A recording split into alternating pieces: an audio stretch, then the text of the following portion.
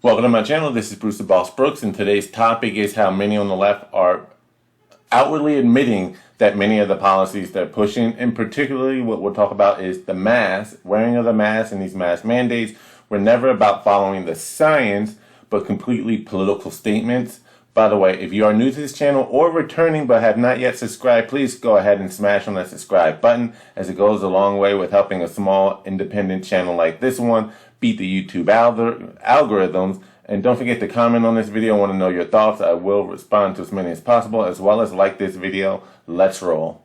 So according to this New York Times article that came out yesterday, the CDC is doing an about face when it comes to mandatory mask wearing, at least for those who have been fully vaccinated.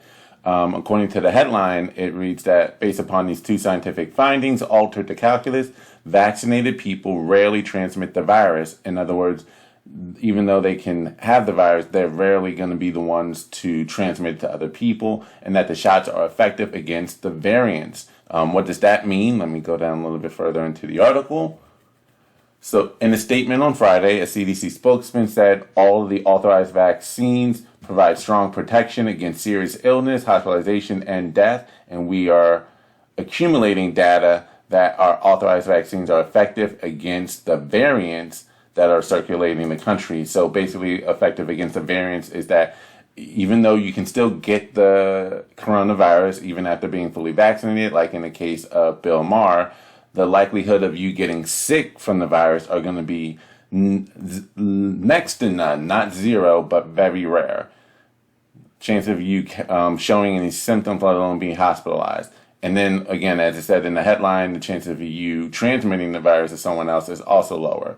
Fully immunized people are unlikely to get seriously ill even if they are infected with the coronavirus. The risk of infection is greater for people around them, i.e. unvaccinated children and unvaccinated adults. Yet despite this news that the CDC has made, that those who are fully vaccinated not only are rarely likely to even catch the virus, let alone if they do get it, the odds of them getting sick are extremely rare or showing any illnesses. And even if they do have the virus and are asymptomatic, the chances of them transmitting it to someone else are even rarer. So next to nil. AOC still has come out and saying she still plans on wearing her mask in most indoor settings despite the CDC's new guidelines, saying, and I quote, "If you want to keep wearing your mask, then do it.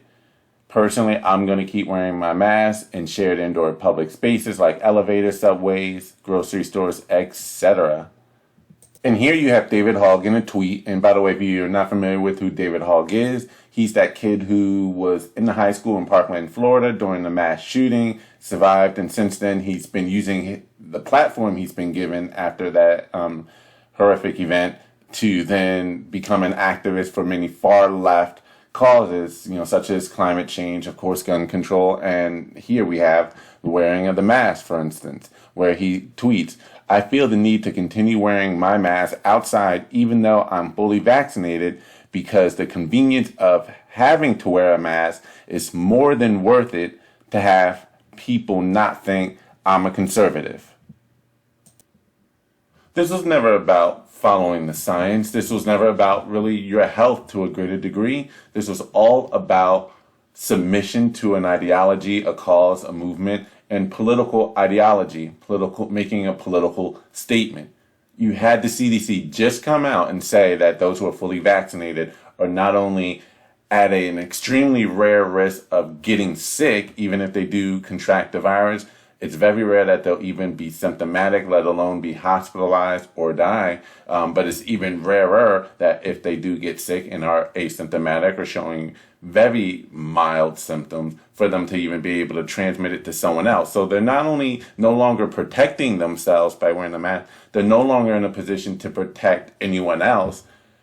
And yet they still refuse to take the mask off. And you have them now saying the quiet things out loud. You have them admitting that the reason why I'm doing this, it has nothing to do with the science and has everything to do with a political statement.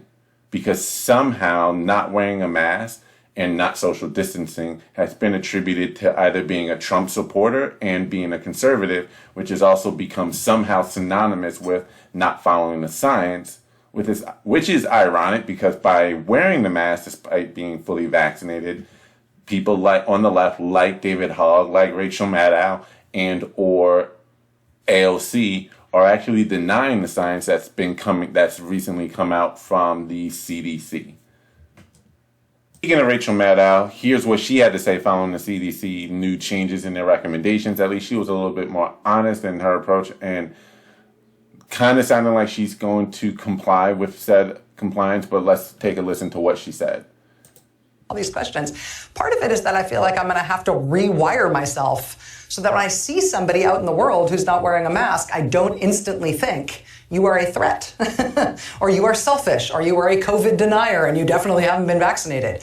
I mean, we're going to have to rewire the way that we look at each other, because the CDC's guidance, which she just told me, we are sure, is that if you're vaccinated, you don't need to wear a mask except in very specific circumstances. And so that means as we change that as a country, we are going to look at each other differently and have to unwire our preconceptions about what a mask or a lack of a mask means.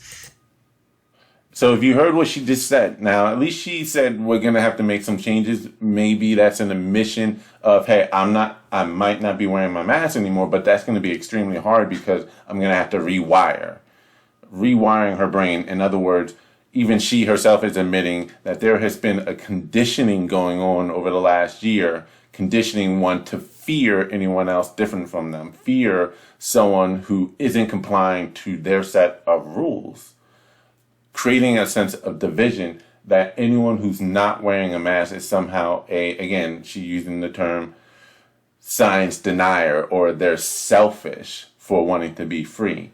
I say that in that this was an example of her saying the quiet things out loud.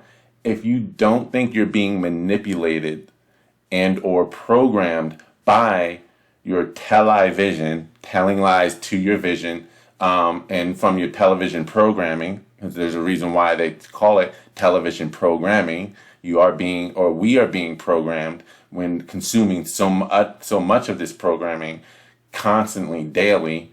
You really need to think again, because there's definitely an attempt to program and or control perspective of a whole society, whether you're talking about the educational system, the media. And now we're getting to a point, or they're getting to a point where they can't even really control all of the scientific data and information that's coming out in order to fit their narrative. So a lot of them are admitting, hey, I'm about to have an identity crisis because we have been so conditioned to a certain way of thinking. It's going to be hard to see ourselves apart from who we've been over the last year, and that was mask wearers. So in short, it was never really about the science or about public health necessarily and or what's best. It was all about political manipulation, control, and political association, identity politics.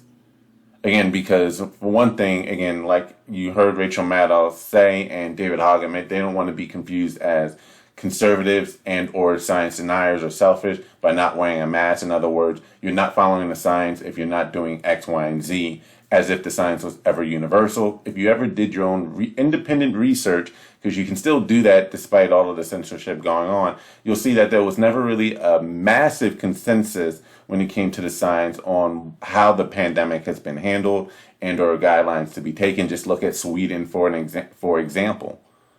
That never locked down, never required any mask mandates, but they make you think that the overwhelming majority, if not, there was universal consensus of all of the actions taken.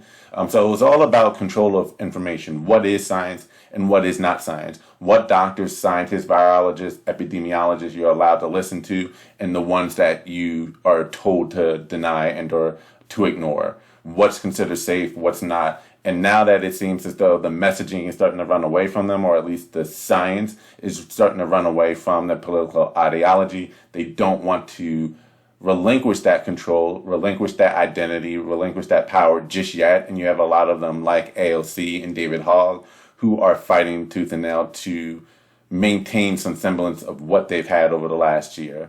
To just, again, show it was, for many of them, it was never really about following the science, because if it did, it wouldn't really matter to them to wear the mask or not. But that's my video. I want to know what you think. Let me know what your thoughts are in the comment section below. Again, go ahead and like this video.